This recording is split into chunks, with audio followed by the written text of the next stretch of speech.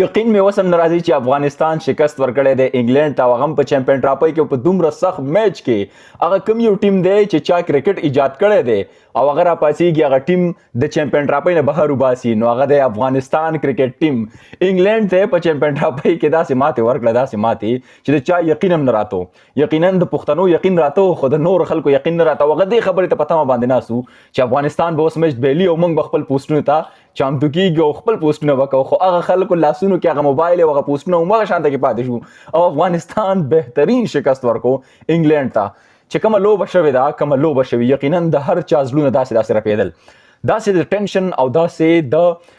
هغه کیفیت زه نشم ایکسپلین کولی چې کوم حالات په خلکو باندې تیر شو کوم حالات په موږ باندې تیر کړل یقینا چې که تیر ځل دغه لوبه هم وه د افغانستان په ورلډ کپ کې نو په هغه کې هم په موږ باندې ډېر زیات بل شان حالات تیر کړي او په دې لوبه کې هم داسې حالات او داسې سچویشن تیر کړی دی افغانستان کرکټ ټیم په خلکو او یقینا دغه مزه ده د کرکټ چې کوم افغانستان خلکو ته وښودله دومره ډېره زیاته مزه دومره ډېر زیات خوند او داسې طریقې سره جیت افغانستان په خپل نوم باندې کو چې یقین وکړئ چې د چا به هم یقین وسم نه راځي زما خو زه د سکرین ته لیپټاپ ګورم چې دا کومه لوبه وشوله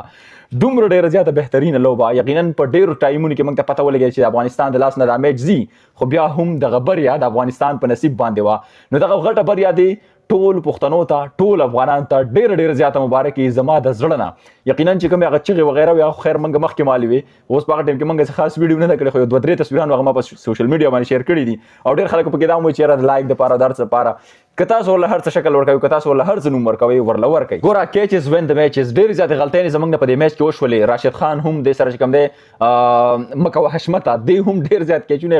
ډېر مسپیلډینګ غلط مسپیلډینګ یې وکړو د دې د وجې ما ته په دغه ځای کې ولګېده چې یاره د افغانستان د لاس نه اوس دا میچ ځي ځکه چې دا قسم نشانات ته کله وګورې که نه تا ته پته لګي چې دا میچ اوس زما نه تلو والا دی خو دا بریا د افغانستان په نصیب کې وه او انګلینډ غونته کې مضبوط ټیم چې چا به سوچ هم نه و کړی هغې ته یې ماتې ورکړله انګلینډ یې د چمپیون ټرافۍ نه بهر کو ښه پاک افغانستان چې کوم دی اول بیټینګ کړی و 326 رنز ټارګټ یې انګلینډ ته ورکړی و او په 8 رنزونو سره یار اخرینی وره پورې چې کله لوبه لاړه شي که نه نو دا ډېره زیاته بل شانته لوبه وي افغانستان شکست ورکو انګلینډ ته په دې کې ابراهیم زادران باندې زه یو بله ویډیو کوم هغې کې ما سره خیر لږ صبر وکړئ ابراهیم زادران کمال کړی د ټول میچ کریډټ دې ته ځي مین اف د میچ ابراهیم زادران دی دا د اوس نظر والا عظمت الله عمرزی 40 رنز او محمد نبی هم 40 رنزونه کړي دا ډېر زیات زبردسته عظمت الله عمرزی ډېر د کمال بالینګ کړی دی اوف آوټسټینډینګ بالینګ 15 وکټې ترلاسه کړي دی یقینا د جیت اصل کردار دی هم بیا ادا کړی دی په بالینګ سایډ باندې بیا محمد نبی 2 وکټې او ګلبدین نایب ګلو چې کوم دی 1 وکټ ترلاسه کړي نو دغه بریا دغه جیت د ټول افغانانو ته د زړه تله